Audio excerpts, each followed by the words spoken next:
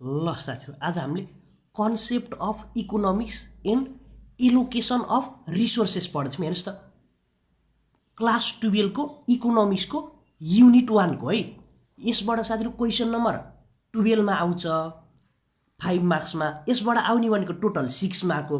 अब 1 मार्क्सको त मैले के आउँछ भने सिकाइसके यो भन्दा पहिलो भिडियोमा। आज हामीले केलाई स्पेशल फोकस भनेको 5 मार्क्समा आउने क्वेसनको लागि गर्छौँ, बुझ्नु भने।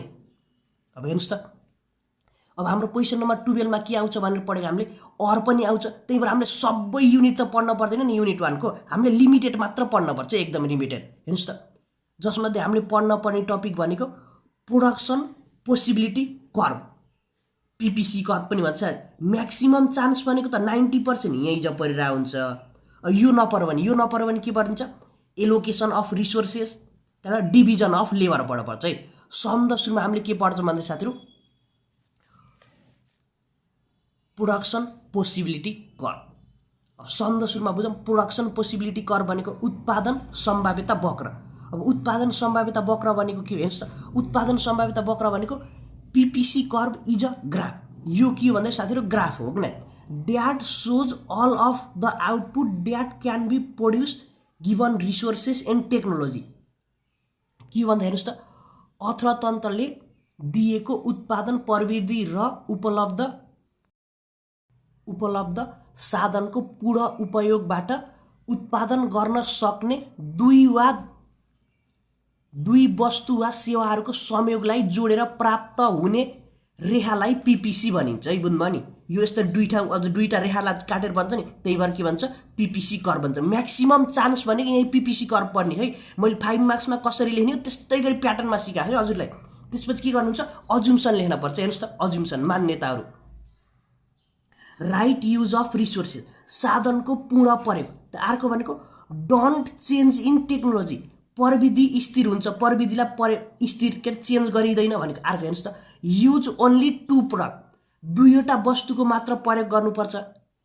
सुरुमा त हामीले के दिन्छ, इन्ट्रो लेखिन्छ, त्यसपछि अजुम्सन लेख्न पर्छ। यसको लागि अजुम्सन धेरै जस्तो साथीले के गर्नुहुन्छ, अजुम्सन लेख्नुहुन्न कि अजुम्सन लेख्न पर्छ है। अब हामीले के गर्छौँ, अब हामीले फिगर गराउँछौँ है। सबभन्दा सुरुमा त टेबलमा गर्नुहुन्छ। यता भनेको पोसिबिलिटिज भनेको एबिसिडी गरेर एप्ससम्म लेखिदिनुहोस् होइन। यता भनेको मोबाइल, कम्प्युटर, एप्पल जे गराए पनि हुन्छ है, हजुरले डजन्ट म्याटर। यहाँ चाहिँ जे राख्नु, यही जे राख्नुपर्छ पनि छैन। अब के गर्नुहुन्छ, एउटोमा 0 देखि 5 सम्म राख्नुहोस्। अर्कोमा फेरि के गर्नुहोस् भने 15 देखि, सबभन्दा सुरुमा 15 बाट 1 घटाउनुहोस्। 15 बाट 1 घटाउँदा कति हुन्छ, 14 हुन्छ। 14 बाट कति घटाउनुहोस्, 2 घटाउनु, 2 घटाउँदा कति हुन्छ, 12।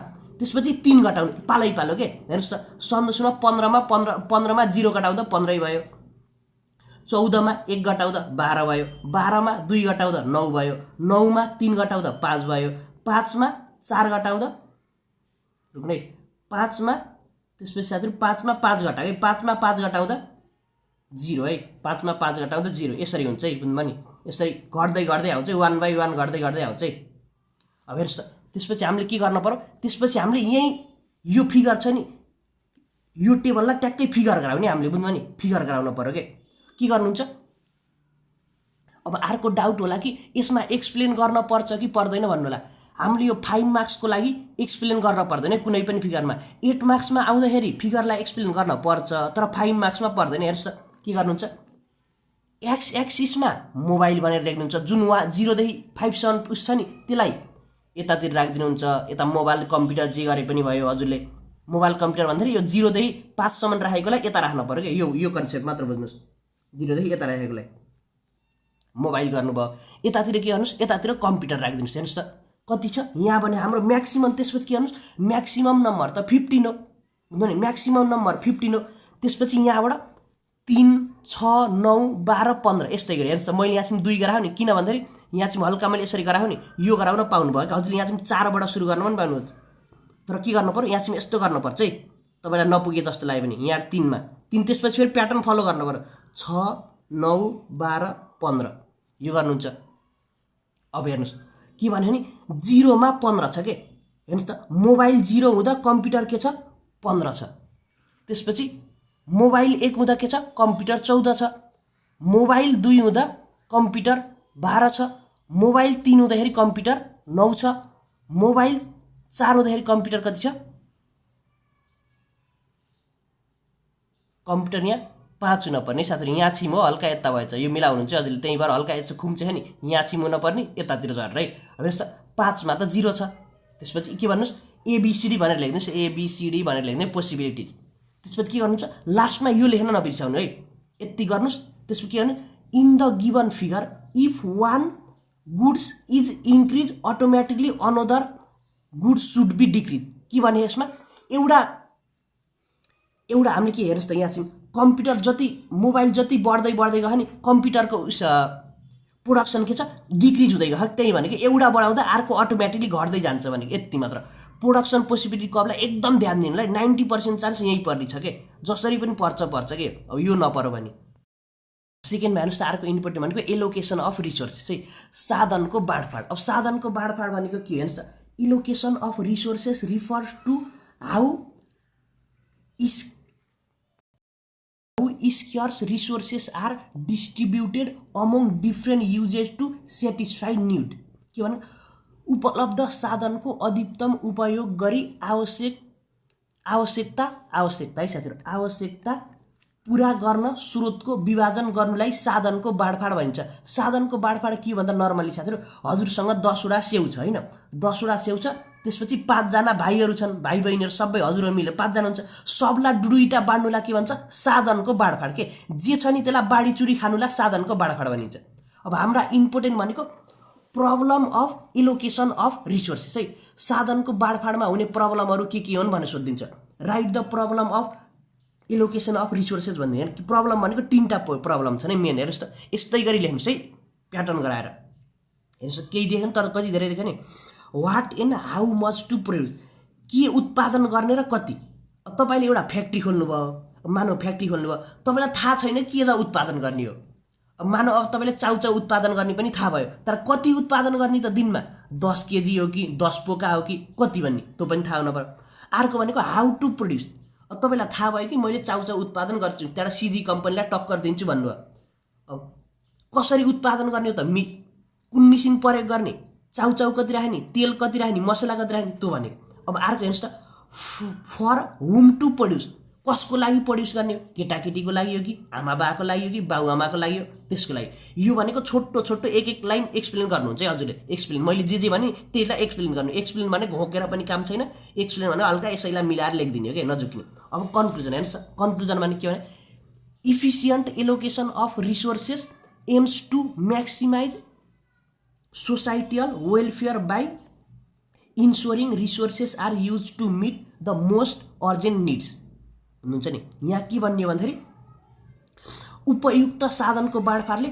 सोसाइटीमा म्याक्सिमम सेटिस्फाई गर्न सकिन्छ भनेको निड्सलाई एकदम आवश्यक निड्सलाई म्याक्सिमम सेटिस्फाई गर्न सकिन्छ भनेको अब यो त भयो हाम्रो अब लास्ट क्वेसन हेर्छौँ है अन्तिम प्रश्नमा डिभिजन अफ लेबर श्रमको बाँडफाँड गर्छ right person in right place यो कन्सेप्टमा बुझ के भन्नुहुन्छ right person in right place यति मात्र बुझिन्छ हेर्नुस् त division of labour is applied to specialisation of process where the production of a commodity is divided है साथीहरु divided into a number of perform by different man के हुन्छ भने कुनै पनि जानेको काम मात्र जानेको मान्छेले मात्र गर्ने भनेको के यसमा भने हेर्नुस् त श्रम विभाजन भनेको व्यक्ति वा श्रमिकको समूहलाई उनीहरूको क्षमता ज्ञान र योग्यताका आधारमा कामको विभाजन गर्ने अब तपाईलाई साथीहरु कपाल काट्न आउँछ नि तपाईलाई भात पकाउन काम दिएर त भएन नि यहाँ के भनेको नि कपाल काट्न जानेको मान्छेलाई कपाल काट्न दिने भात पकाउन जानेको मान्छेलाई भात पकाउन दिने यति मात्र फरक अब हामीलाई के सोधिन्छ right the advantage of division of labour भनिन्छ हेर्नुस् एडभान्टेज एकदम सजिलो right man in right place जानेको मान्छे जानेको ठाउँमा इम्प्रुभ इन स्किल अब के हुनुभयो तपाईलाई कपाल काटेको जानेको मान्छेलाई कपाल काट्न दिनु भने के हुन्छ अब कहिले म जान्दै पनि भयो मुले टाने पनि भयो हैन फरक भेरिएसन आउँछ नि त्यही भनेको तर लेस ट्रेनिङ के कपाल काटेको जाने मान्छेलाई कपाल काट्न जाने भने ट्रेनिङ जान चाहियो र चाहिएन नि त्यतिकै न ट्रेनिङ नगरेर इन्भेन्सन भने भनिहालेँ मैले अहिले मुलेट भन्छन् भिकट भन्छन् हैन बज भन्छ अचल कति भेरिएसन छ त्यही आविष्कार पनि निक्लिन्छ भनेको अब त्यहाँ हजुरले के गर्नुहुन्छ दुई लाइन एक्सप्लेन गर्नुहुन्छ एक्सप्लेन गर्न मैले यतिकै भनेर एक्सप्लेन त घोकेर पनि काम छैन त्यो गर्नुहुन्छ तर कन्क्लुजन फेरि के गर्नुहुन्छ भन्दाखेरि यो सेकेन्ड र थर्डको लागि के गर्नुहुन्छ मर्ज गरेर कन्क्लुजन गराइदिनुहुन्छ है। कन्क्लुजन लेख्न नबिराउने, सेकेन्ड र थर्डमा जे लेख्नुहुन्छ नि त्यसको दुई लाइनलाई मर्ज गरेर 3-4 लाइन कन्क्लुजन गरिदियो, त्यतिमा इनफ हुन्छ। फेरि हामीलाई डिसएडभान्टेज पनि सोधिदिन सक्छ। What are the disadvantage of division of labour भन्छ। हेर्छ डिसएडभान्टेज के हुन्छ, मोनोटोनी के, मोनोटोनीमा निराशा। अब मलाई पहिला के हुन्थ्यो, हल्का हल्का खाना पनि पकाउन आउँथ्यो, हल्का बढी कपाल काट्न जाने थिएँ, अचानक मैले खाना पकाउने बिर्सेँ। कपाल काटेछ दिनका दिन कपाल काटेछ, कति तनाव हुन्छ, त्यही भने मोनोटोनस। अर्को भनेको लस अफ स्किल।